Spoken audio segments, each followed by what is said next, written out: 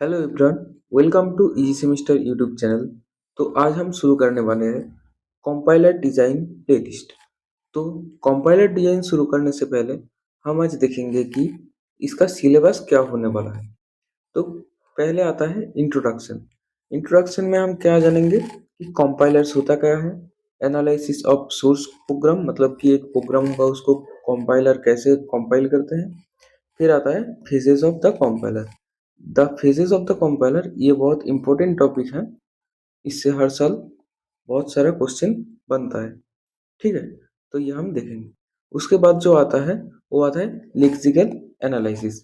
यहाँ पे हम देखेंगे the role of the lexical analyser. फिर आता है टोकन, पैटर्न्स, लेक्सिम्स। फिर आता है specification of token and recognition of token. फिर जो आता है वो आता है फाइनाइट ऑटोमाटा।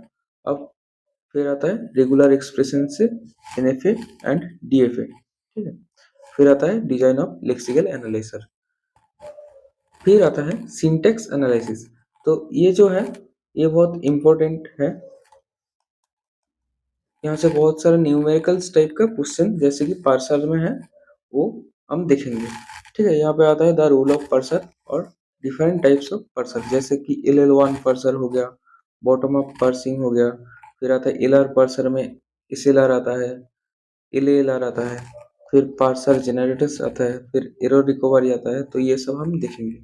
इसमें से बहुत सारा ऐसे क्वेश्चन बनता है जो न्यूमेरिकल टाइप का होगा। ठीक है, टेबल वगैरह होगा वो ड्रॉ करना पड़ेगा।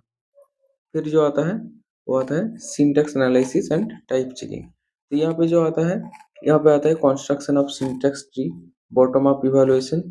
यहाँ पे जो मेन है एस एट्रीब्यूट और एल एट्रीब्यूटेड डेफिनेशन। ठीक है, फिर आता है बॉटम अप इवैल्यूएशन। तो ये सब आता है सिंटैक्स डायरेक्टेड ट्रांसलेशन में। फिर टाइप चेकिंग में जो होता है वहाँ पे इंपॉर्टेंट है टाइप कन्वर्जन्स। ठीक है, type checkers, simple type checkers, ये सब आता है। ठीक है, फिर जो आता है वो आता है रन टाइम एनवायरनमेंट।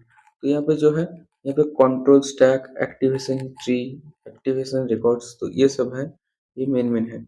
उसके बाद जो आता है parameter passing, call by value, call by reference, copy restores, call by name, ये सब है, ये रन टाइम एनवायरनमेंट में है। फिर जो आता है सिंबल टेबल, ये सिंबल टेबल इंपॉर्टेंट है। ठीक है, फिर आता है डायनामिक स्टोरेज एलोकेशन टेक्निक्स। तो ये सब है रन टाइम एनवायरनमेंट में। फिर जो आता है इंटरमीडिएट कोड जनरेशन। तो यहाँ पे हम देखेंगे कि इंटरमीडिएट लैंग्वेजेस क्या है, इसका ग्राफिकल रिप्रेजेंटेशन। फिर थ्री एड्रेस कोड जिसको TAC बोलता है, थ्री एड्रेस कोड। फिर आता है इम्प्लीमेंटेशन ऑफ TAC। फिर क्वाड्रपल ट्रिपलेट्स, इनडायरेक्ट ट्रिपलेट्स, ये सब, ये जो है क्वाड्रपल ट्रिपलेट्स, इनडायरेक्ट ट्रिपलेट्स, ये सब जो है, और TAC ये है इंपॉर्टेंट है यहाँ पे। ठीक है, फिर जाता है कोड ऑप्टिमाइजेशन। यहाँ पे हम देखेंगे कि कोड ऑप्टिमाइज कैसे होता है और फ्लो कैसे होता है। यहाँ पे आता है basic blocks and flow graphs. फिर आता है डैग रिप्रेजेंटेशन। ठीक है, फिर जो आता है principal source of optimisation, loop in flow graph. फिर आता है पीफोल्ड ऑप्टिमाइजेशन, यह क्या है कोड ऑप्टिमाइजेशन। फिर जो आता है कोड जनरेशन, ये इसका लास्ट मॉड्यूल है। यहाँ पे कोड जनरेट होता है, तो कैसे कोड जनरेट होता है वो हम देखेंगे। यहाँ पे जो आता है issues in the design of code generator, a simple code generator. फिर आता है रजिस्टर एलोकेशन एंड असाइनमेंट। ठीक है, तो ये रहा कंपाइलर डिजाइन का सिलेबस। तो अगले वीडियो से शुरू होगा द इंट्रोडक्शन टू कंपाइलर। ठीक है, इंट्रोडक्शन वीडियो। तो ये वीडियो के लिए इतना ही था।